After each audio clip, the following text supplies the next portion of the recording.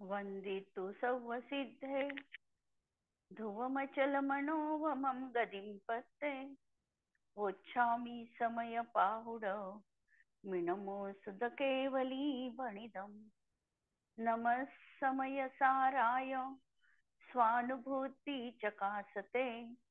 चिस्वभावाय भावाय सर्वभावांतरच्छिदे। अंतिम शासन नायक 1008 भगवान महावीर स्वामी की जय। द्वादशांग श्रुत देवी की जय। स्वाध्याय कक्ष संपेपर्यंत आपणा सर्वांना चतुर्विध आहाराचा त्याग असणार आहे। समयसार ग्रंथाधिराज याचा आपण अध्ययन करतो आहे आणि क्रमाक्रमाने आम्ही बंधाधिकारावर येऊन पोहोचले आहे। समयसार मध्ये 7 तत्वांचा क्रम आचार्य कुंदकुंदांनी वेगळ्या पद्धतीने प्रस्तुत केलेला आहे। आम्हाला हे ज्ञात आहे। पहिल्यांदा जीवाधिकार, नंतर कर्ता कर्म अधिकार, पुण्य पाप अधिकार, त्यानंतर आश्रवाधिकार, संवराधिकार, निर्जराधिकार आणि त्यानंतर बंधाधिकार आणि बंधाधिकारानंतर मोक्षाधिकार या क्रमाने 7 तत्वांचा क्रम आचार्यांनी ठेवलेला आहे। त्यामध्ये कर्ता कर्म अधिकाराला सप्त तत्व पीठिका असं त्यांनी संबोधलेलं आहे। तर निर्जरेला मुक्ती सुख वितरणी अशा प्रकारचं म्हटलेलं आहे। मुक्ती सुखाला देणारी अशा प्रकारचा निर्जराधिकाराला म्हटलेलं आहे। हे सगळं प्रकरण आम्ही बघितलं आणि बंध कशाने नेमका होतो याच्या विषयी आमची चर्चा सुरू आहे। अध्यवसान भाव, विपरीत मान्यता, खोटी श्रद्धा, खोटा अभिप्राय हा जीवनामध्ये बंधाचं कारण आहे। आचार्य एकच गोष्ट वारंवार आम्हाला आमच्या मनामध्ये ठसविण्याचा प्रयत्न करतात आहे। अनादी कालापासून ज्या आमच्या मिथ्या कल्पना आहे त्या कल्पनांना शह देताना आचार्यांना त्याच पद्धतीने आणि तितक्या समर्थपणे अध्यवस्थान भाव, चुकीचा भाव तू कुठे कुठे करतो हे आचार्यांना सांगावं लागलं। जीवाला मी मारतो, जीवाला मी जगवितो, जीवाला मी सुखी करू शकतो, दुःखी करू शकतो किंवा दुसरे मला मारू शकतात, दुसऱ्यांकडून मी सुखी होऊ शकतो, दुःखी होऊ शकतो, हे जे सगळे आमचे विपरीत भाव आहे आणि हे विपरीत भाव अध्यवसाय भाव आहे। याला खोटे भाव का म्हटलं? कारण आम्ही जे मनामध्ये चिंतिलेलं आहे त्यानुसार आम्हाला कार्य संपन्न होताना दिसत नाही। जे कार्य आमच्या जीवनामध्ये घटित होणार आहे ते दुसऱ्या कुणी केलं म्हणून घटित होत नसून प्रत्येकाचा कर्मोदयाचा परिपाक म्हणून ते कार्य त्याच्या जीवनात दिसते। एखादा जीव मेला त्याच्यासाठी कारण दिसतं आम्हाला की त्या जीवाचा आयुचा क्षय झालेला आहे। दुसऱ्या जीवानी त्याला मारण्याचे प्रयत्न केले तरीही त्याची आयु जर शिल्लक असेल तर तो मरू शकत नाही, म्हणून मला त्याला मारायचं आहे हा भाव, त्यानुसार ते कार्य संपन्न झालं नाही आणि म्हणून तो माझा भाव विपरीत भाव आहे। तो त्याच्या आयुचा क्षय असेल त्या समयात तो मृत्यूला पोचणार आहे। ही वस्तुस्थिती आचार्यांना दाखवायची आहे। पण याचा अर्थ असा नाही की आम्हाला तो भाव सुख दुःख म्हणजे सुख दुसऱ्याला द्यायचा आहे, परोपकार करायचा आहे, हा भाव करायला हरकत नाही आहे। पण त्या भावानी ते कार्य होईल त्याचं कर्तृत्व घेण्यावर आचार्यांना भर आहे। मी दुसऱ्या जीवाला मला सुखी करायचं आहे, सुखी तो त्याच्या साताच्या उदयात होणार आहे, पण माझा निमित्त नैमित्तिक संबंध त्याच्याशी असेल तर माझ्या माध्यमातून ती व्यक्ती सुखी होऊ शकते। परंतु जर मी मानत असेल की माझ्याच मुळे ती सुखी झाली तर हे मात्र चुकीचं आहे। ती त्याच्या साताच्या उदयात सुख अनुभवते आहे। ही वस्तुस्थिती आचार्यांना दाखवायची आहे। म्हणजे बाह्य कारण महत्वपूर्ण नसून अंतरंग कारणाला आचार्यांनी या ठिकाणी प्रधानतेने कथन केलेलं आहे। इथपर्यंत आपण काल बघितलं आणि आज आपण बघतो आहे 170 नंबरचा कलश। अमृतचंद्र आचार्यांचा अनुष्टुप छंदामधला. मिथ्या दृष्टे स एवास्य बंध हेतुर्विपर्ययात् स एवाध्यवसायोऽयम् अज्ञानात्मास्य दृश्यते. मिथ्या दृष्टीचा हा जो अध्यवसाय आहे, अध्यवसाय मिथ्या परिणाम, स्वपर एकत्व रूप अभिप्राय असलेला परिणाम. हा जो परिणाम आहे हा प्रत्यक्षामध्ये आम्हाला अज्ञान रूप दिसतो, कारण तो योग्य रीतीने त्या ठिकाणी वस्तूची कारण मीमांसा करत नाही. वरवरच वरपांगी बघून तो त्या कारणाला त्यांनीच हे कार्य घडलं अशा प्रकारचं तो मानतो, आणि तोच अभिप्राय विपर्यय रूप असल्याने बंधाचे कारण आहे. खोटा अभिप्राय म्हणजेच मिथ्यात्व असून तेच बंधाचं कारण आहे. आतापर्यंत ह्याच अनुषंगाने आम्ही गाथा बघितल्या, आणि त्यामुळे आता आपण पुढे जाऊया. आता हाच अध्यवसाय बंधाचं कारण आहे हे पुढील गाथेमध्ये सांगतात. आचार्यांना अध्यवसाय भावावर खूप मोठ्या प्रमाणात आचार्यांनी जोर देऊन प्रत्येक भावाची शहानिशा करून अध्यवसाय भाव कसा जीवनात आहे आणि त्यांनी तुला बंध होतो आहे हे आचार्यांना प्रतिपादन करायचं आहे. ए साधुजामदी दे दुःखित सुहिदे करे मी सत्तेती, ए साधे मूढ मदी सुहासुहम बंध दे कम्मम. जीवांना, सत्य म्हणजे सत्तारूप असणाऱ्यांना जीवांना काय तर दुःखी सुहिदे करे मी, दुःखी सुखी करतो अशी ज्या एसामधी, अशी जी तुला बुद्धी आहे ती एसा मूढमती, ही तुझी मूढमती आहे, विपरीत बुद्धी आहे, मिथ्यात्व आहे, आणि हे सुहासुहम कम्मम बंधते, आणि यामुळे शुभ किंवा अशुभ कर्म बांधल्या जात. मी परजीवांना मारतो किंवा मारत नाही, दुःखी करतो किंवा सुखी करतो इत्यादी रूप जो काही मिथ्या दृष्टीचा अज्ञानमय अध्यवसाय आहे तो स्वयं रागादी रूपपणामुळे शुभाशुभ कर्माच्या बंधास कारण आहे. माझ्या मांडल्याने वस्तुस्थितीमध्ये काहीही बदल होत नाही. एखादी व्यक्ती मूढ आहे, अज्ञानी आहे, आणि ती जर म्हणत असेल की सूर्य पश्चिमेला उगवतो, ती हे मानत आहे, म्हणत आहे, पण तिच्या म्हणण्याने सूर्याच्या पूर्व दिशेला उगवण्यामध्ये कोणताही प्रतिबंध येणार नाही. समोर एखादी शुभ्र वर्णाची वस्तू दिसती आहे आणि तर ती पिवळा चष्मा लावून म्हणत असेल की वस्तू पिवळी आहे, तिच्या म्हणण्याने त्या वस्तूच्या रंगामध्ये परिवर्तन होणार नाही.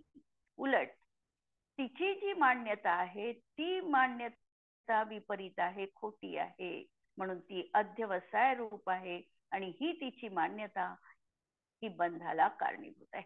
वस्तूमधला अनेकांत बघताना आम्ही 3 गोष्टी बघितल्या होत्या, 3 तऱ्हेचा अनेकांत बघितलेला होता, आठवत असेल तर.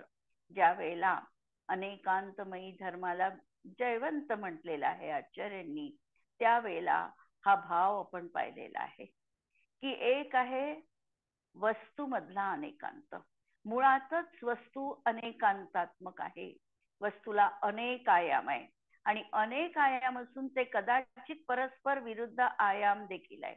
जसं वस्तू अस्थिरूप आहे आणि वस्तू नास्तिरूप पण आहे. वस्तू एक रूप पण आहे आणि अनेक रूप पण आहे. वस्तू तत्रूप पण आहे, अतत्रूप पण आहे, भिन्न पण आहे, अभिन्न पण आहे. अशी ही वस्तू मुळातच परस्पर विरोधी गुणधर्मांना घेऊन अनेकांत स्वरूप आहे. वस्तूमध्ये अनेक आयाम आहे. हा वस्तूमधला अनेकांत झाला, आणि वस्तूमधला अनेकांत जेव्हा आम्ही वचनाच्या माध्यमातून प्रगट करतो तेव्हा ते आमचं वचन देखील अनेकांतमय म्हटल्या जातं, ज्याला आम्ही विशिष्ट संज्ञा दिली स्याद्वाद, की स्याद्वाद आणि संपन्न असं हे वचन आहे जे अनेकांताला दर्शवितं. आणि तिसरं आहे, त्या अनुषंगाने आमचं ज्ञान देखील अनेकांतमय बनणार आहे. म्हणजे वस्तूतील अनेकांत, वाणीतील अनेकांत आणि आमच्या ज्ञानामधला अनेकांत. या 3 अनेकांतामध्ये वस्तू तत्वातला जो अनेकांत आहे हा कधीही आम्हाला बदलता येत नाही, खोटा ठरविता येत नाही, तिच्यामध्ये काहीही बदल करता येत नाही. ती आहे वस्तू, ती वस्तू तशीच राहणार आहे. आमच्या कथनामध्ये कदाचित चुकीचं येऊ शकतं, म्हणून आमचा स्याद्वाद जर आम्ही म्हटला तर आमचा तो कदाचित चुकीचा असू शकतो. कदाचित त्या अनुषंगाने आमचं ज्ञान देखील विपरीत असू शकतं. पण आमचं ज्ञान विपरीत झालं म्हणून वस्तू मात्र बदलली असं त्रिकालवर्ती संभवनीय नाही. आणि हेच या ठिकाणी आम्हाला बघायचंय की मी कितीही म्हटलो की मी परजीवांना सुखी केलं आहे, तर हा माझा केवळ वृथा अभिमान आहे. माझ्यामुळे दुसरी व्यक्ती सुखी झाली नाही हा निश्चय आम्हाला स्वीकारायचा आहे. त्याला सुखी करण्याचा मी प्रयत्न केला, मी त्याला कदाचित निमित्त कारण बनले असेल, निमित्त नैमित्तिक संबंधाचा इथे निषेध नाही, परंतु कर्तृत्वमूलक जो अभिप्राय आहे त्याचा मात्र इथे निषेध आहे. आणि पराच्या कर्तृत्वमूलक जो आमचा भाव आहे तो अध्यवसाय भाव असून हाच भाव बंधाचं कारण आहे. म्हणून या बुद्धीला म्हटलेलं आहे की कर्तृत्वमूलक अज्ञान बुद्धी.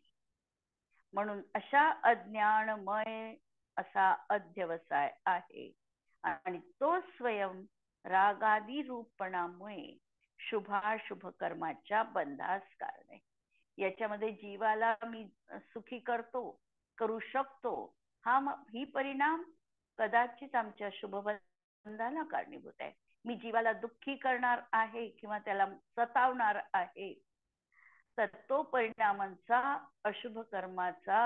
अशुभ कर्माला पापबंधाला कारणीभूत असणारा परिणाम आहे. आणि म्हणून या गाथेच्या अनुषंगाने आम्हाला जो आमच्यावर स्वतःवर एक्सपेरिमेंट करायचा आहे, प्रयोग करायचा आहे, तो हा की आमच्या जीवनामध्ये आम्ही पहिल्यांदा तर बघायचं की आमच्या जीवनात कोणकोणते अध्यवसाय आहे, कशा कशा तऱ्हेच्या विपरीत मान्यता आम्ही जपलेल्या आहे हेही शोधणं एक मोठं धाडस आहे जीवनामध्ये. आम्ही आमच्या मिथ्या मान्यता शोधू पण शकत नाही पहिल्यांदा. तर पहिल्यांदा आम्हाला आमच्या चुकीच्या कल्पना आम्ही काय काय करून बसलो आहे हे आम्हाला बघायचंय. आणि ह्या चुकीच्या कल्पना माझ्या सज्ञानाच्या माध्यमातून मला नष्ट करायच्या आहे. ही पहिल्यांदा आम्ही आमची भूमिका बनवायची आहे. त्या होतील तेव्हा होतील, परंतु त्या मला नको आहेत. हे खोटे भाव आहे, हे खोटे विकल्प आहे. कुठे न कुठे अंतरंगामध्ये कर्तृत्व भावना आमची विद्यमान आहे. वरवर आम्ही म्हणतो की मी दुसऱ्याचं काही करू शकत नाही आणि अंतरंगामध्ये सूक्ष्म अशी नीरगाठ असते की मला सगळ्यांनी चांगलं म्हटलं पाहिजे, मला कर्तृत्व या कार्याचं दिलं पाहिजे, हे चांगलं कार्य घडलं याचं श्रेय मला काही ना काही प्रमाणात मिळालं पाहिजे. पहिले अंतरंगात शोधायचंय आम्हाला की कोणकोणत्या आमच्या जीवनामध्ये हे मिथ्या कल्पना आम्ही उराशी बाळगलेल्या आहे आणि या कल्पनेनी विनाकारण आम्ही त्याच्यामध्ये म्हणजे काहीही आम्हाला काही हे नाही आणि तरी देखील आम्ही कर्मबंध त्या ठिकाणी करत आहे. म्हणून पहिल्यांदा मिथ्या कल्पना शोधा, त्याची लिस्ट बनवूया, आणि त्या कल्पना आमच्या जीवनातून आम्हाला कशा दूर करता येतील. एकदम ही गोष्ट होणं शक्य नाही. अनादिकालाचा जो संस्कार आहे हा एका पठणामध्ये निघून जाणं शक्य नाही. वारंवार पारायण करत करत हा भाव आमच्या जीवनातून सोडता येणार आहे. पहिल्यांदा वरपांगी सुटेल, नंतर शाब्दिक सुटेल आणि नंतर अभिप्रायातनं देखील तो नष्ट होईल. तोपर्यंत आम्हाला धीरतेने त्या क्षणाची वाट बघायची आहे. तर हा प्रयोग आम्ही या गाथेच्या अनुषंगाने करू शकतो. म्हणून भावार्थामध्ये सांगितलं की मिथ्या अध्यवसाय हे बंधाचं कारण आहे. आता खोटा अध्यवसाय हाच बंधाचं नियमानी कारण आहे, हे आता पुढील गाथा सांगतात. 260 आणि 61 नंबरची गाथा. दुःखिद सुहृदे सत्ते करे मिजम एव मज्जवसिदम ते तंपाव बंधगम वा पुण्यस्य बंधगम होदी मारिमि जीवावे मीय सत्तेजम एव मज्ज वसिदम ते तंपाव बंधगम वा पुण्यस्य बंधगम होदी. हे आत्मन जम ते एवं अज्वसिदम हा जो तुझा अभिप्राय आहे की काय सत्ते म्हणजे सत्वांना जीवांना दुःखित सुहृदे करे मी दुःखी आणि सुखी करतो. तो यथाक्रम पाव बंधगम पुण्यस्य बंधगम होती. तो यथाक्रम म्हणजे पहिला जो सांगितला तो पापबंधाला कारणीभूत आहे आणि दुसरा जो सांगितला तो पुण्यबंधाला कारणीभूत आहे. कोणता सांगितला पहिला? तर दुःखिद पावबंधगम आणि सुहृदे पुण्यस्य बंधगम. मारिमी पापबंधगम आणि जीवावेमी पुण्यस्य बंधगम. आणि जम ए हा तुझा अभिप्राय आहे की जीवांना मी मारतो किंवा जगवितो, तो यथाक्रम पापाचा बंध करणारा अथवा पुण्याचा बंध करणारा होतो. म्हणजे जर आमच्या अंतरंगामध्ये शुभ भाव येत असेल, परोपकार, दान, दुसऱ्यांना मदत करण्याचा भाव, त्यांना सुखी करण्याचा भाव, त्यांचा त्रास नष्ट करण्याचा भाव, हा जर भाव आमच्या मनामध्ये असेल तर तो आमचा भाव शुभ भाव म्हटला जातो आणि तो पुण्यबंधाला कारणीभूत आहे. आणि एखाद्या वेळेला आमच्या मनामध्ये दुसऱ्याला त्रास देण्याचा, मारण्याचा, दुखविण्याचा, त्याला दुःख देण्याचं, त्याचं वाईट झालं पाहिजे असा चिंतण्याचा, म्हणजे आम्ही काहीही करू शकत नाही, केवळ आम्ही मनाने चिंतन करतोय या ठिकाणी. तर आणि प्रत्यक्षामध्ये कृती न करता सुद्धा केवळ मनातल्या चिंतनानी आम्हाला पापाचा बंध होतो आहे. यांनी मला असं म्हटलं होतं आणि याचा तर मी निश्चितपणे बदला घेईलच. हा आमचा जो भाव आहे हा भाव पापबंधाला कारणीभूत आहे. परिस्थिती कशी?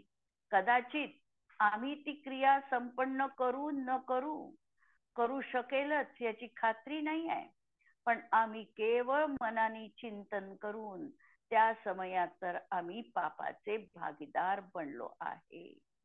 म्हणून आचार्य सांगतात की हा तुझा तू जो आहे तुझ्या हातामध्ये इत पिण्याक खंडकम इतच चिंतामणी, हे तुझ्याजवळ चिंतामणी आहे. त्या चिंतामणी रत्नाला तू काहीही मागितलं तरीही ते तुला प्राप्त होऊ शकणार आहे. आता तू ठरवायचं आहे की तू त्याला चांगलं मागतो आहे की वाईट मागतोय. तुझा जे मन आहे हे मन जणू काही चिंतामणी रत्नाप्रमाणे आहे. तू जर मनात चांगला विचार केला, केवळ विचार, तरीही तुला पुण्याचा बंध होणार आहे. आणि तू जर मनामध्ये पाप विचार केला, वाईट विचार केला, तर केवळ त्या विचाराने तुला पाप बंध होणार आहे. दोनही तुला मिळू शकणार आहे. मग तू यामधला काय तुला हवं हे काय ठरवशील? तर निश्चितपणे हा जो आमचा शुभ परिणाम आहे हा आम्हाला त्या ठिकाणी कथनचित उपादेय रूपाचा आहे. म्हणून एकाने पापबंध आणि दुसऱ्याने पुण्यबंध होणार आहे. अज्ञानापासून उत्पन्न होणारा रागादिमय असा जो अध्यवसाय मिथ्यात्विला आहे, तोच मिथ्या दृष्टीला बंधास कारण आहे असा नियम समजावा. म्हणून मिथ्या दृष्टी हा जो जीव आहे याचा अभिप्राय खोटा आहे, याची श्रद्धा खोटी आहे, आणि म्हणून याच्या जीवनात मिथ्यात्व मूलक अज्ञान आहे, क्षायोपक्षमिक अज्ञान आहे, आणि त्या समयात त्याच्या जीवनात अनंतानुबंधी रागादी देखील विद्यमान आहे. म्हणजे एक म्हणजे सम्यक दर्शनाची प्राप्ती नाही, मिथ्या दर्शन आहे. दुसरं मिथ्या दर्शन असल्यामुळे ज्ञान देखील मिथ्या ज्ञान आहे, अज्ञान रूप ज्ञान आहे. आणि आमचं जे काही चारित्र आहे हे असंयमपणा आहे, हा देखील अनंतानुबंधीच्या उदयामध्ये तिथे असणार आहे. म्हणून असा हा जो अध्यवसाय हा मिथ्या दृष्टीच्या जीवनात आहे, त्याची मान्यता विपरीत आहे. वस्तुतत्व जसं आहे तसं त्याला समजण्याची बुद्धी नाही, तो आपल्या मान्यतेप्रमाणे समोरची वस्तू बघतो.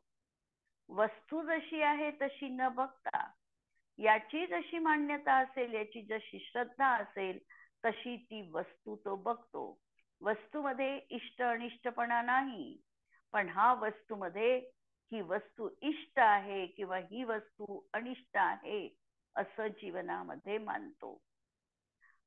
माझं ते सत्य अशी मिथ्या दृष्टीची मान्यता आहे, आणि सम्यक दृष्टीची मान्यता बदलली, सत्य ते माझं ही स्वीकारण्याची सम्यक दृष्टीची भूमिका आहे. म्हणून आम्हाला ठरवायचंय की आम्हाला काय करायचं. आमच्या समोर पर्याय आहे, आणि यदा कदाचित आम्हाला चुकीचं जर ज्ञात असेल तरीही सत्याला स्वीकारण्याची आमची मानसिकता असायला पाहिजे. सत्यासाठी आमचे हृदयाचे कपाट निरंतर खुले पाहिजे. सत्याचा बिनधास्त प्रवेश आमच्या अंतरंगामध्ये व्हायला पाहिजे. सत्य स्वीकारण्याची कधीही आमची मानसिकता असली पाहिजे. पहिल्यांदा तर ही भूमिका. म्हणून हा मिथ्या दृष्टीचा अभिप्राय हा बंधाला कारण आहे असा नियम समजावा. बंध हा पुण्य पाप रूपाने द्विविध असल्या कारणाने त्यामध्ये कारण भेद समजू नये. आता हा जो बंध आहे हा पुण्य आणि पाप रूप दोन तऱ्हेचा आहे. आता आपण बघितलं की एक बंध पुण्य रूप आहे आणि एक बंध पाप रूप आहे. आणि आम्ही पुण्य पाप अधिकार योग्य रीतीने बघितलेला आहे. त्या ठिकाणी पुण्य आणि पापामध्ये अज्ञानी जीव चार तऱ्हेनी फरक करतो. परत एकदा पुण्य पाप अधिकार बघा, आणि चार हेतू त्यांनी दिलेले आहे. पुण्य आणि पाप याच्यामध्ये अज्ञानी जीव कसा फरक करतो. एक तर तो त्याच्यात कारणभेद मांडतो. पहिलं कारण तर कारणभेद आहे असं तो मांडतो. दुसरं कारण असं मांडतो की त्या प्रकृतींमध्ये स्वभाव भेद आहे. तिसरं मांडतो त्याच्यामध्ये स्वाद भेद आहे. आणि चौथं मांडतो की त्याच्यामध्ये आश्रय भेद आहे. चार तऱ्हेची मीमांसा पुण्य पाप अधिकारामध्ये केलेली आहे.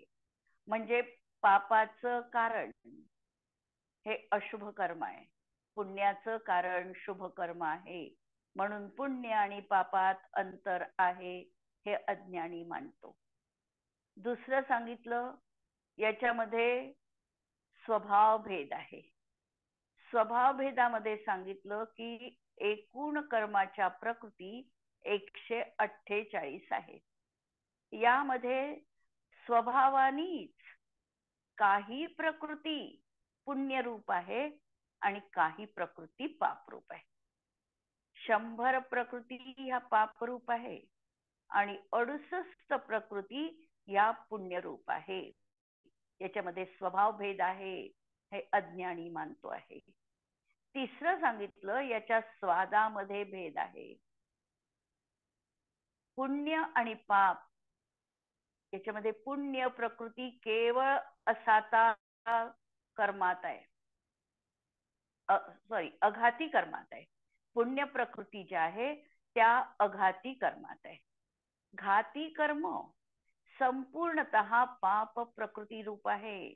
घाती कर्माच्या उत्तर प्रकृती 47 आहे आणि या 47च्या 47 प्रकृती पाप रूप आहे. आणि यांचा स्वाद कसा आहे त्यासाठी उदाहरण सांगितलं, किंवा या जीवाला कशा बंदिवानात टाकतात त्यासाठी उदाहरणं दिलेले आहे. घाती कर्माचा उदयासाठी अनुभोगासाठी उदाहरण दिलं लता, दारू, शैल आणि अस्थि रूपाचं. एकापेक्षा एक बळकट बंधन. लता वेल कमी बांधते, लाकूड जास्त घट्ट बांधते, शैल जास्त, लता दारू अस्थि जास्त बांधते म्हणजे हाड, आणि चौथं सांगितलं दगड. तर असे हे 4 घाती कर्मांच्या अनुभोगासाठी उदाहरणं दिली. आणि 4 उदाहरणं अघाती कर्मामध्ये पाप प्रकृतीसाठी दिली. त्याचा स्वाद कसा आहे तर निंब, कांजी, विष आणि हलाहल रूपाचा. निंब म्हणजे कडुनिंब, त्याच्यापेक्षा कांजी आणखी कडसर, निंब, कांजी, विष, आणि शेवटचं हलाहल. हलाहल म्हणजे असं जहर की ते तोंडात ठेवलं की लगेचच मृत्यू येतो. ही दिली अघाती कर्मामधल्या पाप प्रकृतींच्या अनुभोगाची साठी 4 उदाहरणं. पुण्य प्रकृतीच्या अनुभोगासाठी उदाहरण दिलं गूळ, साखर, खडीसाखर आणि अमृत. एकापेक्षा एक मधुर रूपाचं. आणि म्हणून अज्ञानी असं मानतो की याच्यामध्ये स्वाद भेद आहे. आणि चौथं आश्रय भेद आहे की पुण्याचा आश्रय घेतला की मोक्षाची प्राप्ती होते आणि पापाचा आश्रय घेतला तर आम्हाला नरकादी दुःख भोगावं लागतं. या 4 तऱ्हेने त्यांनी फरक दाखवल्यानंतर एखादा समंजस ज्ञानी सांगतो की तू फरक वरवर बघतो आहे, वास्तविकतः याच्यामध्ये कोणताही फरक नाही.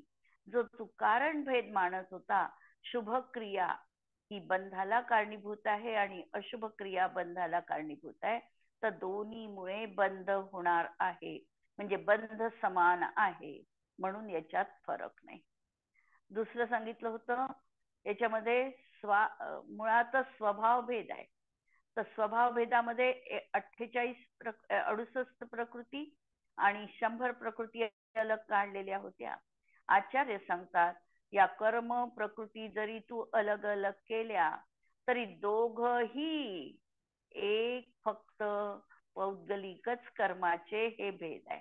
म्हणून ते एकच आहे, पुद्गलच आहे, आणि म्हणून त्याच्यामध्ये स्वभाव भेद पण नाही. त्या ठिकाणी उदाहरण दिलं असेल, आठवत असेल तर, एका क्षुद्र महिलेच्या पोटी 2 बालक जन्माला आली. त्यापैकी एक बालक ब्राह्मणाच्या घरी त्याचा प्रतिपालन झालं आणि दुसरं त्या क्षुद्रेच्याच घरी लहानाचं मोठं झालं. आता जो ब्राह्मणाच्या घरी होता त्यांनी विद्या वगैरे शिकला आणि जो क्षुद्रेच्या घरी वाढला त्याला मदिरा पान करण्यात आकर्षण वाटत होतं. आता एक स्वतःला खूप चांगलं मानतो आहे आणि एक स्वतःला निकृष्ट मानतोय. पण या दोहोंचं मूळ स्रोत जर आम्ही बघितलं तर ते क्षुद्रेच्या पोटी जन्माला आल्या असल्यामुळे दोन्हीही क्षुद्रच पुत्र आहे. त्याप्रमाणे याही ठिकाणी पुण्य असेल किंवा पाप असेल त्याची मूळ ओरिजिनल जर आम्ही तपासलं तर त्या ठिकाणी ते कर्मजन्य आहे आणि म्हणून त्याची जात एकच आहे. म्हणून तिसरंही कारण त्यांनी मोडीला काढलं. आणि चौथ्यामध्ये सांगितलं अनुभाग तुम्ही म्हणता आहे, अनुभाग हा केवळ बाह्यतः वाटणारा त्या ठिकाणी कर्म विपाक आहे. याच्याही पेक्षा अतींद्रिय आनंदाची जाती ही वेगळ्या तऱ्हेची आहे आणि म्हणून तिथे तोही भेद आम्हाला अभिप्रेत नाही. आणि आश्रय भेद म्हणाल चौथा तऱ्हेचा तर त्या ठिकाणी हा जो शुभ भाव होऊ लागलेला आहे हाही त्या ठिकाणी आश्रव बंधाला कारणीभूत आहे, आणि अशुभ भाव असेल तोही आश्रव बंधाला कारणीभूत आहे. अशा रीतीने मोक्ष मार्गाला या दोन पैकी एकही भाव कारणीभूत नाही. अशा तऱ्हेने हा फरक याच ग्रंथामध्ये आचार्यांनी पहिल्यांदा स्पष्ट केलेला आहे. आणि म्हणून या ठिकाणी हे सांगतात आहे की बंध हा पुण्य पाप रूपाने द्विविध असल्या कारणाने दोन तऱ्हेचा आम्हाला दिसतो आहे, पण त्यामध्ये कारण भेद समजू नये. दोन्ही एकच स्टँडर्ड आहे त्याचं, फक्त एकाची सुधारित आवृत्ती आहे आणि एकाची पहिली आवृत्ती आहे. पुण्यबंधाचे कारण दुसरे आहे आणि पापबंधाचे कारण दुसरेच आहे असे मानू नये. हा एकच अध्यवसाय मी सुखी करतो, मारतो, तसेच दुःखी करतो आणि जगवितो, अशा दोन प्रकारे शुभ अशुभ अहंकार रसाने. शब्द महत्वाचा आहे की हे जे अध्यवसाय भाव आहे ते शुभ आणि अशुभ रूपाचे आहे, आणि दोहोंमध्ये देखील अहंकाराची व्याप्ती परिपूर्ण दिसून येते. म्हणून परिपूर्ण असल्यामुळे पुण्य आणि पाप दोहोंच्याही बंधाचं कारण आहे, यात विरोध नाही. अर्थात एकाच अध्यवसाने पुण्य आणि पाप दोहोंचाही बंध होतो, यात विरोध नाही. आणि म्हणून अशा तऱ्हेने या दोनही गाथाची समरी जर आम्हाला पाहायची असेल, निष्कर्ष जर आम्हाला काढायचा असेल, तर आमच्या अंतरंगामधले अध्यवसाय भाव आम्हाला वजा करता येतात का, यापासून आम्ही दूर राहून वस्तुस्थितीच्या जवळ आम्ही जाऊ शकतो का, यावर आम्हाला प्रयत्न करायचा आहे. इथे आम्हाला काम करायचं आहे. भावार्थ उद्याला बघू. जिनवाणी के ज्ञान ते सूझे लोकालोक, सो जिनवाणी मस्तक नमो सदा देत नमो अरिहंताणम, नमो सिद्धाणम, नमो आयर्याणम, नमो वज्रायाणम, नमो लोए सव्वसाहुणम. शरीरी जरी जन्म काही